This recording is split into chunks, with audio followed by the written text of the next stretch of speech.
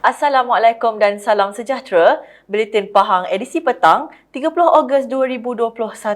Saya Jana Kamaruzaman bersama anda Buletin Pahang. Negeri ini menunjukkan tren penurunan kes positif COVID-19 melibatkan kumulatif mingguan dan purata seminggu kes harian.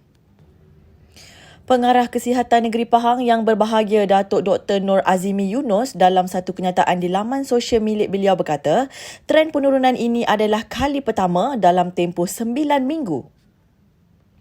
Katanya, walaupun semalam Pahang melaporkan seramai 839 kes baru, namun begitu jika melihat tren kumulatif mingguan dan purata seminggu kes harian mendapati ada menunjukkan penurunan.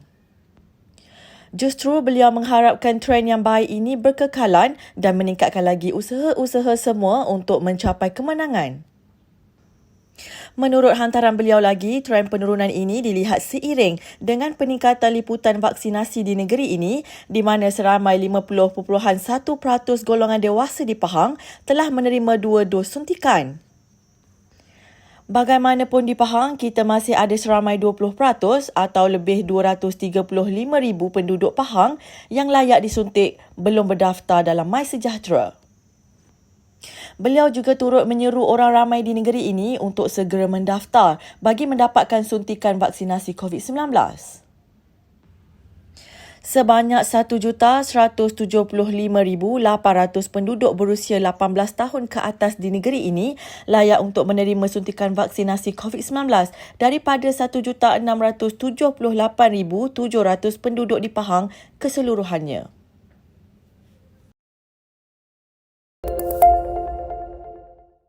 Seramai 27 pelajar murid berkeperluan khas di Dewan Negeri Kedah menerima sumbangan bantuan prihatin Pahang berjumlah RM250 setiap seorang.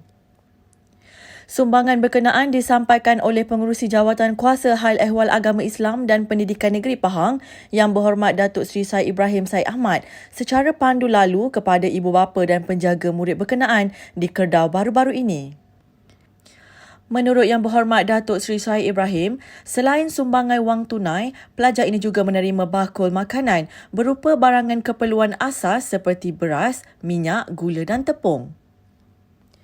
Katanya, Kerajaan Pahang amat prihatin dengan nasib rakyat yang bergelut dengan pelbagai situasi sejak pandemik COVID-19 melanda negara sehingga murid berkeperluan khas turut terpilih menerima sumbangan terbabit. Jelasnya, sumbangan ini membuktikan Kerajaan Pahang, pimpinan Yang Amat Berhormat Menteri Besar Pahang, Datuk Seri Haji Warisdin Ismail, sangat prihatin terhadap nasib rakyat yang terkesan dengan pandemik COVID-19. Beliau berharap penduduk dapat mengikuti segala arahan dan perintah dengan kawalan prosedur operasi standard SOP yang ketat serta teruskan berdoa semoga wabak tersebut dapat segera diputuskan.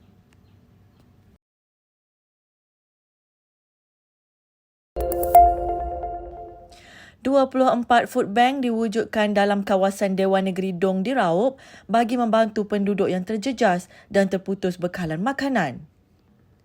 Ahli Dewan Negeri Dong Yang Berhormat Datuk Seri Syahiruddin A.B. Moin berkata, penduduk dalam kawasan Dong yang terjejas atau amat memerlukan bantuan makanan boleh merujuk di cawangan UMNO di kawasan masing-masing. Sebanyak 24 cawangan UMNO bertindak sebagai penyelaras bantuan itu dan sumbangan ini adalah satu lagi inisiatif Kerajaan Pahang melalui Bantuan Prihatin Pahang Fasa 3 untuk kawasan Dun Dong. Katanya, Kerajaan Pahang amat prihatin dengan nasib rakyat yang bergelut dengan pelbagai situasi sejak pandemik COVID-19 melanda negara sehingga murid berkeperluan khas turut terpilih menerima sumbangan terbabit.